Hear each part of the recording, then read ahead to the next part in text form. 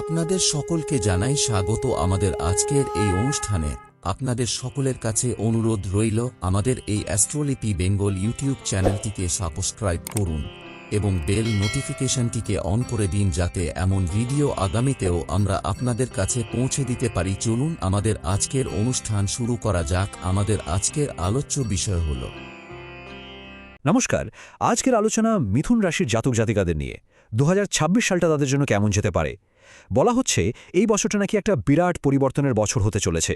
তো চলুন এই সোর্স থেকে পাওয়া তথ্যগুলো একটু বিস্তারিতভাবে জেনে নেওয়া যাক। মূল প্রশ্নটা হল 2026 সাল কি সত্যিই মিথুন রাশির ভাগ্য বদলে দিতে পারবে? মানে এই বছরটা কতটা শুভ হতে পারে বা কি কি চ্যালেঞ্জ আসতে পারে তার প্রত্যেকটা দিক আমরা এখন খতিয়ে দেখব। তো এই আলোচনায় আমরা কি কি বিষয় নিয়ে কথা বলবো। প্রথমে দেখব জীবনের রূপান্তর, তারপর কেরিয়ারে কতটা প্রচেষ্টা লাগবে আর তার কি পুরস্কার মিলবে, আর্থিক দিকটা কেমন যাবে, প্রেম ও পারিবারিক জীবন, স্বাস্থ্য নিয়ে কি কি সতর্কতা নিতে হবে, আর সবশেষে ভবিষ্যতের জন্য কিছু প্রতিকার। চলুন তাহলে শুরু করা যাক। দেখুন, 2026 সালটা মিথুন রাশির জন্য দুটো ভাগে ভাগ করা যেতে পারে। মানে বছরের প্রথম ভাগ আর দ্বিতীয় ভাগের অভিজ্ঞতা কিন্তু একদম আলাদা হবে। ব্যাপারটা হলো বছরের প্রথম অর্ধেক মানে প্রথম 6 মাস মূলত একটা প্রস্তুতির সময়। এই সময়টা ভবিষ্যতের ভিত্তা শক্ত করে গড়ে তুলতে হবে। কিন্তু আসল খেলাটা শুরু হবে জুন মাসের পর থেকে। ওই সময় থেকে কিন্তু জীবনে বড়সড় পরিবর্তন আসতে শুরু করবে, যা হয়তো জীবনের মোড়ই ঘুরিয়ে দেবে। এবার আসা যাক সবথেকে গুরুত্বপূর্ণ বিষয়, অর্থাৎ কর্মজীবনের কথায়। কেরিয়ারের দিক থেকে দেখতে গেলে 2026 সালটা হতে চলেছে চেষ্টা এবং তার সঠিক পুরস্কার পাওয়ার একটা বছর।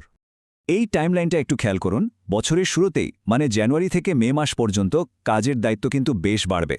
এরপর জুন মাসে একটা বড় ঘটনা ঘটবে, বৃহস্পতির রাশি পরিবর্তন।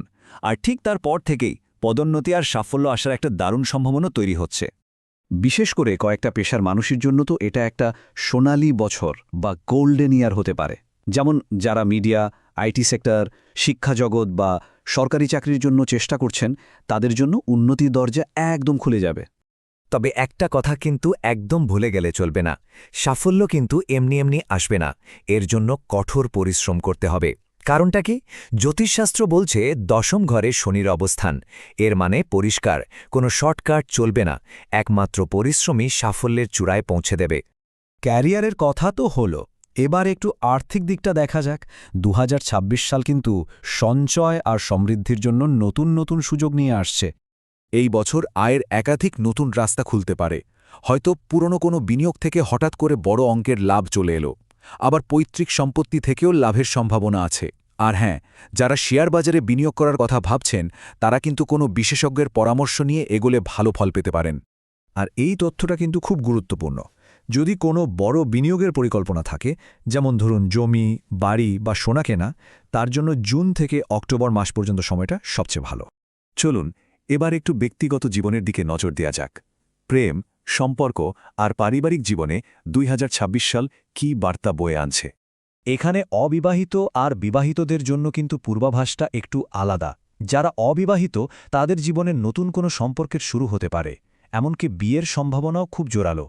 অন্যদিকে যারা বিবাহিত, তাদের মধ্যে যদি কোনো পুরনো ভুল বোঝাবুঝি থেকে থাকে, সেটা মিটে যাবে। ছোটখাটো মতের অমিল হলে আলোচনার মাধ্যমেই তার সমাধান হয়ে যাবে। বছরের শেষের দিকে একটা ভালো খবর আছে। বিশেষ করে অক্টোবর মাসের পর বাড়িতে কোনো শুভ বা মাঙ্গলিক অনুষ্ঠান হতে পারে, যেটা পুরো পরিবারে একটা আনন্দের হাওয়া নিয়ে আসবে। তবে এত কিছুর পরেও সবকিছুর মূলে কিন্তু রয়েছে স্বাস্থ্য। তাই 2026 সালে স্বাস্থ্যের দিকে কিন্তু ভীষণ নজর দিতেই হবে। কিছু কিছু বিষয়ে একটু সতর্ক থাকতে হবে। যেমন কাজের অতিরিক্ত চাপে মানসিক ক্লান্তি আসতে পারে বা ঘুমের সমস্যা হতে পারে। বছরের মাঝামাঝি সময়ে লিভার বা পেটের সমস্যা আর জুন মাসের আগে স্নায়বিক দুর্বলতা একটু ভোগাতে পারে। তবে ঘাবড়ানোর কিছু নেই, সহজ কিছু নিয়ম মানলেই হবে। যেমন নিয়মিত মেডিটেশন করা, ঠিকঠাক খাওয়া দাওয়া করা আর বাইরের খাবার যতটা সম্ভব এড়িয়ে চলা। এইগুলো মেনে চললেই কিন্তু অনেক সমস্যা থেকে দূরে থাকা যাবে। আমরা আলোচনার প্রায় শেষ পর্যায়ে চলে এসেছি। চলুন এবার জেনে নেওয়া যাক এই বছরটাকে আরও ভালো আর মসৃণ করে তোলার জন্য কি কি প্রতিকার করা যেতে পারে। সোর্স অনুযায়ী বছরের সম্ভাব্য নেতিবাচক প্রভাব কাটানোর জন্য দুটো খুব সহজ প্রতিকারের কথা বলা হয়েছে। 1. প্রতিদিন হনুমান চালিসা পাঠ করা। আর 2. প্রতি বুধবার কোনো গরুকে সবুজ ঘাস খাওয়ানো। বিশ্বাস করা হয় এই ছোট ছোট কাজগুলো জীবনে পজিটিভ শক্তি নিয়ে আসে। সবশেষে একটা প্রশ্ন রেখে যাই।